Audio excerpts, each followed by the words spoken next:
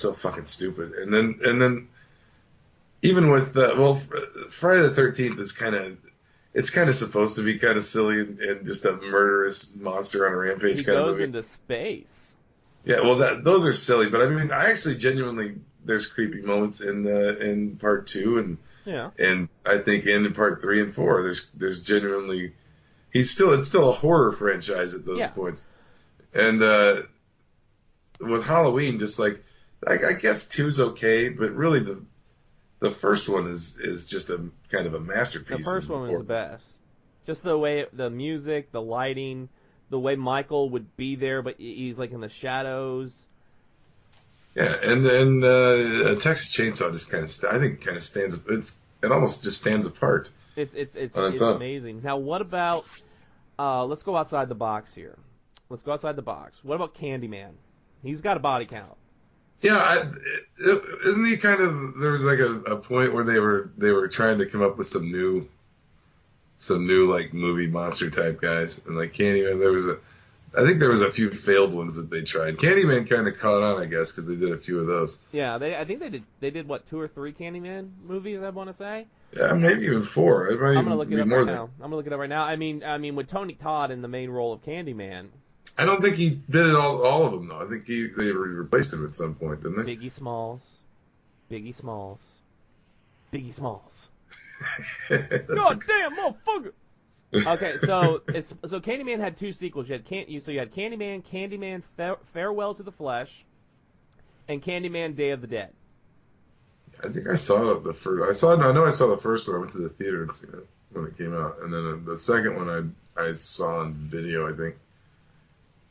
I mean, he was something new. I mean, he was one of those 90s creations, and 92 was when Candyman first started. Another produced by Clive Barker. So this is another Clive Barker, and it's based on a book by. So this is Candyman was another Clive Barker creation. I seem to remember Clive Barker being attached to that somehow. I mean, the guy who brought us the Cenobites. That's Cenobites, not the Cenobites from Taco Bell. The Cinemelts. He brought us the Cinemelts from McDonald's. He's what led to the Captain Crunch balls at Taco Bell. No, I read a few of Clive Barker's novels, and I was a big fan of Nightbreed, the movie, and the book Cabal when I was younger. Mm-hmm. I thought it was just a cool concept, Monster City, and I think that's a movie that's ready to be made on a big budget and make it cool, because I think it was the movie. The movie can be silly in places. It's pretty brutal, kind of. Here's what's really fun. Monster movie. Here's what's real fun. If you look at these old horror films, right, is the stars that we think of today as huge movie stars, and they got their start in those original horror films. Yeah, well, Friday the 13th has Kevin Bacon, of course. Nightmare on Elm Street has Johnny Depp. That's true. Now, let me see here. Then there's a lot of weird B horror movies where you never saw any of the actors again, which almost gives it more credibility. Like Texas Chainsaw, for a while, they didn't make a sequel to that for a good while. So I mean, it was for a while, as far as anybody knew, those fucking people were really a crazy bunch of hillbillies in Texas that eat people. And you never saw them in anything else. I don't know if any of the actors in that ever did anything else. Yeah, so I had to check this up. So yeah, Johnny Depp, he did Friday the 13th before he did 21 Jump Street. So, but another one, Leprechaun, had Jennifer Aniston. Oh yeah, yeah. The original Leprechaun was the first movie for Jennifer Aniston. How cool is that? And the guy that played Clarence in Pee-wee's Big Adventure. Yes. And think about it, Lawrence Fishburne was in quite a few old horror films. He was in Friday the Nightmare on Elm Street 5, maybe? Fuck yeah, I cannot remember. Was he in The Dream Master or The Dream Child? I'm gonna look that up. He was in one of the two. I saw like all of those movies when they came. Some of those movies I saw in the theater when they came. I went to like every one of them, and I barely remember. That's probably the last time I ever saw them. Was when they were in the theater. Let me see here. Which one was he in? Because Lawrence Fishburne did a lot of old freaking horror films. He did some. Let me see here. Roseanne and Tom Arnold were in Freddy's Dead: The Final Nightmare. I remember them being in it. Well, they had wasn't Dick Cavett in like was it Dream Warriors? Dick Cavett was it? Something. Okay, so Fishburne was in Dream Warriors, yeah, and Dick Cavett was in Dream Warriors. So was Zsa Zsa Gabor. Yeah. There were a few big people in that. Well, big. I mean, well-known people. Of course, the great John Saxon was in that. Lawrence Fishburne, I gotta see this because we all know him as Cowboy Curtis, of course. He's always going to be Cowboy Curtis. Of course. I think it was something called The Matrix or something. I don't know. Something like that. Let's see. He was in A Nightmare on Elm Street 3. Oh, he was in Boys in the Hood. Searching for Bobby Fischer. Event Horizon. Yeah, then he did this little thing called The Matrix. Yeah. I don't know exactly what that was about. Might not ever heard of that one. That's pretty obscure. Yeah. Oh, he's gonna be playing Black Goliath in Ant-Man and Wasp. Hey, cool. Yeah, he's gonna be Bill Foster. Cool. That's awesome. But what I love about these movies is the ingenious ways that they come about killing the teenagers, and it has to be teenagers. Like it's like the MO. These serial killers in movies have to be killing teenagers. Or like the old man just that wanders around and going, crazy old guy with an eyeball and Friday the 13th. He's got like, he's like, hee. It's the prospector. I'm back. You're gonna kill everybody. Oh, don't go down that road. Oh, you gonna die, dumb kid. Yeah. I don't. Yeah. Well, Exactly. We don't shell that here. We don't take kindly to your taps. It's kind of weird how the Friday the 13th movies could be like a Scooby-Doo movie, just really violent Scooby-Doo, where everybody dies. There was supposed to be part 3 where they all show up in a van and there's an old prospector guy that warns them about. Oh, yeah, and he dies. No, that's true, because there was an old guy in the first and second one that warned him, and he died. Then you had the dude in the car, the girl at the beginning, and she's like, I'm going to Camp Crystal Lake. He's like, oh, don't be going to Camp Crystal Lake now. Don't bury your boy up at the pet cemetery now. What's dead will stay buried. Like, of course there's no real killer that they base Jason Voorhees on, because he's indestructible. You can burn him, you can stab him, you can shoot him, you can drown him, and he still comes back and ends up in space and gets nanobots all over his body. If you eat his heart, you become him. You become Corey Feldman. Yeah, that one was funny. He's like, I gotta eat, like, for no reason, I'm gonna eat his heart. Yeah, I'm just gonna eat this. Just gonna eat it. I mean, this dead, rotted heart. Dead.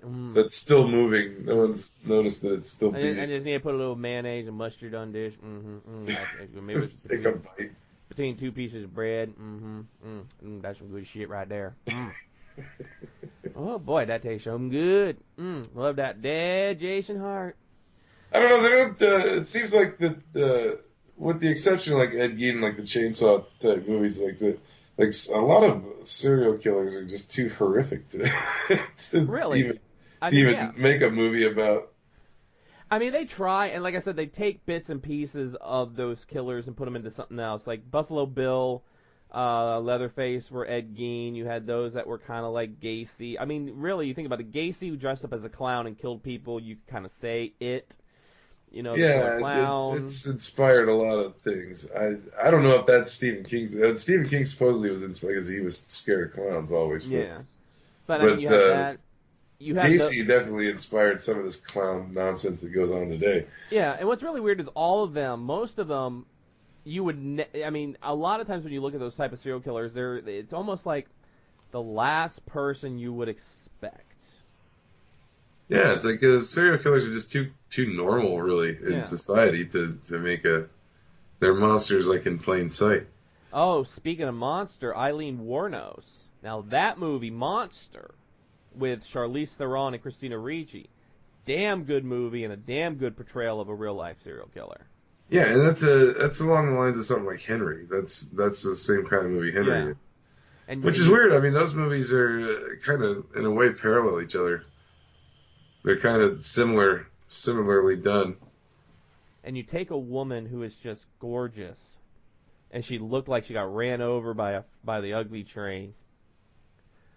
Just kadonk kadonk kadonk kadonk kadonk kadonk kadonk, then rail after rail after rail, and then she got stuck on the caboose and dragged for about 2 miles.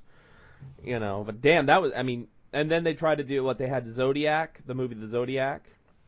Yeah, yeah.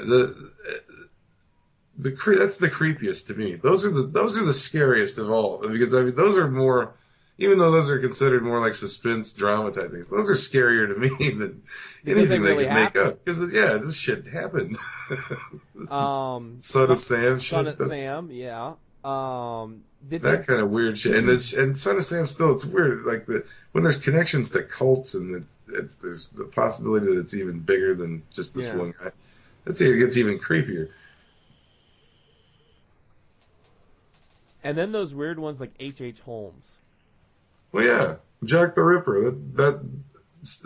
Ones they had never caught are definitely like Zodiac is creepy because they never They never caught that caught. guy. Yeah, they never caught Zodiac. In fact, they did. So on the hotel season of American Horror Story, there's an episode where they have it's like one night a year. It's like Devil's Night, and the owner of the hotel, who's dead and a ghost, who was modeled after H.H. Holmes, has a big supper party with all these dead serial killers. So Eileen Wuornos is there, John Wayne Gacy is there, and the Zodiac's there, and the Zodiac is wearing a hood because we don't know what he looked like. We have no freaking clue. Really what he looked like, and that the fact that he's I mean we haven't heard anything about any Zodiac killings in in a long time, but Well, it's weird because he would go silent for a little while and then kill some more people and like they'd think he was gone or he maybe got arrested and did some time and then got out and started again. yeah. The other one they had Dahmer there at that party and Richard Ramirez. Richard Method? No, I guess Richard Ramirez is dead. Yeah, he died in 2013. The Night Stalker. That's the Not the good Darren McGavin Night Stalker. No. the really the only scene of the movie Joe Dirt that just makes me laugh hysterically is that when he says he spent the night in an abandoned circus tent and then they were fumigating a house and he breathed all the chemicals and then he went to the sketch artist to tell him what his parents looked like because he was looking for his parents and his dad looked like Father Time and his mom looked like Richard Ramirez. But he put the posters up. They look nothing like his parents, but he put the posters up anyway. And that's what made me laugh about it. He just went ahead and used them. Like, what? Yeah. And not downplaying the horrific killings that Richard Ramirez did. That dude. Yeah. And then we talked about Henry, we've talked about Otis Toole before, and I think it's so interesting because when these serial killers are brought to court, they try to do the insanity plea and things like that, but they're all competent. They're not crazy, in the sense of like psychological. You get what I'm saying? Like they were competent enough to stand trial. Well, I've seen I watched a couple of. I was looking on YouTube. Like, well, they got like everything's like scary on YouTube now. They're promoting like their top 5. We were talking about this before. Those lists of like top scariest places or whatever. And they had one that was like serial killer interviews, and they had all these interviews with, like Manson and which I don't know if is Manson a serial killer. I think he's more of a mass murderer and a. He's the Put him in that. mastermind.